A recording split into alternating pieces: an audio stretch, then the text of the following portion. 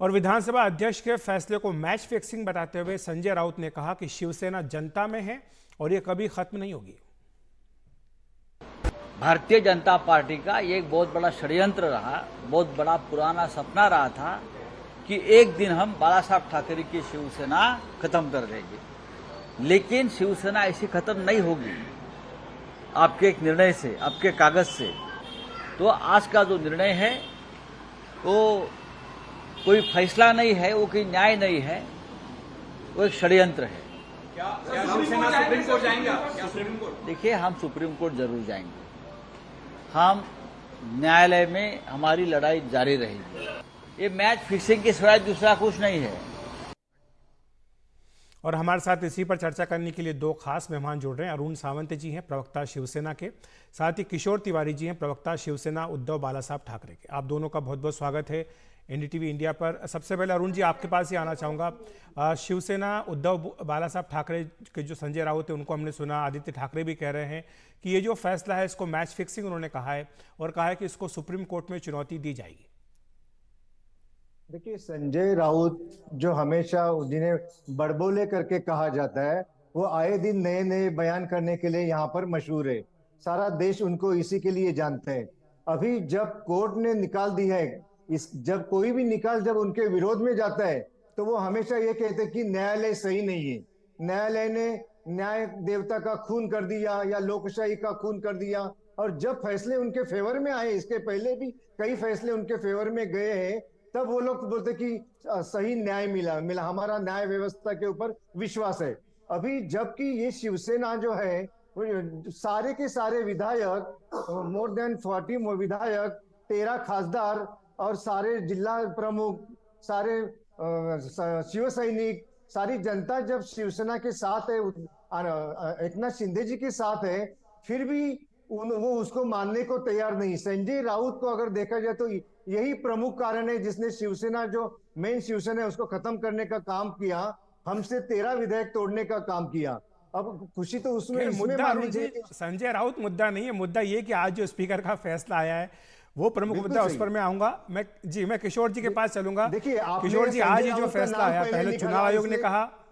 जी अरुण जी, हाँ, अपनी बात पूरी कर लीजिए। हाँ, आपने संजय राउत से शुरुआत की तो मैं इसीलिए मैंने संजय राउत के ऊपर जवाब दिया। नहीं, मैंने आदित्य ठाकरे का भी नाम लिया था। मुद्दा ये है, हाँ, आदित्य ठाकरे के ऊपर भी बात करूंगा ना मैं। मेन मुद्दा ये है कि असली शिवसेना कौन सी है। तो असली शिवसेना कौन सी है ये तो पहले से मालूम था।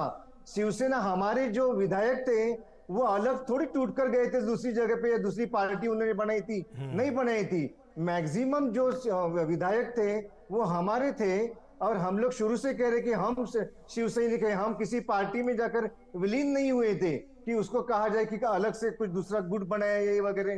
तो आज स्पीकर ने सही निर्णय दिया है सारी बातों को ध्यान में रखते हुए। और आप अगर देखें तो शेड्यूल 10 में जो लिखा था, वो शेड्यूल 10 के विचार को ध्यान में रखते हुए ही आज आदरणीय हमारे जो विधानसभा के अध्यक्ष नार्वेकर जी, उन्होंने ये फैसला दिया है। वो फैसला हमारे फेवर में आया है तो तुरंत संजय राउत और आदित्य ठाकरे जी उसके ऊपर बयानबाजी करने लगे कि ये झूठा फैसला है, ये न्याय नहीं है, हम सुप्रीम कोर्ट में ये उनका अधिकार है कि वो इसको कोर्ट में चैलेंज कर सकते हैं, इसमें कोई भी किसी को आपत्ति नहीं होनी चाहिए, करना चाहिए। किशोर जी, बिल्कुल करना मैं चाहिए। अरुण जी आपके पास दोबारा आता हूं। किशोर जी काफी समय से प्रतीक्षा कर रहे हैं। किशोर जी, आपकी टिप्पणी, क्योंकि पहले चुनाव आयोग ने कहा कि जो एकनाथ शिंदे वाली शिवसेना है वही असली शिवसेना है, आज उसी को आधार बनाते हुए विधानसभा अध्यक्ष ने भी कह दिया और जो विधायकों को अयोग्य करने की याचिका थी उसको भी अस्वीकार कर दिया। इस पर आप क्या कहेंगे? क्या है, अखिलेश, बहुत सालों से तुम भी राजनीति कवर कर रहे हो और बहुत सालों से मैं भी राजनीति में हूँ। अब बीजेपी ने शिवसेना में फूट डलाई क्योंकि शिवसेना ने उन्हें डॉच कर कांग्रेस के साथ चली गई थी, तो बदला तो लिया उन्होंने।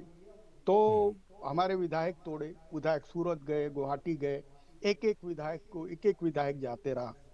अब यह सब के प्रत्यक्षदर्शी राहुल नार्वेकर थे।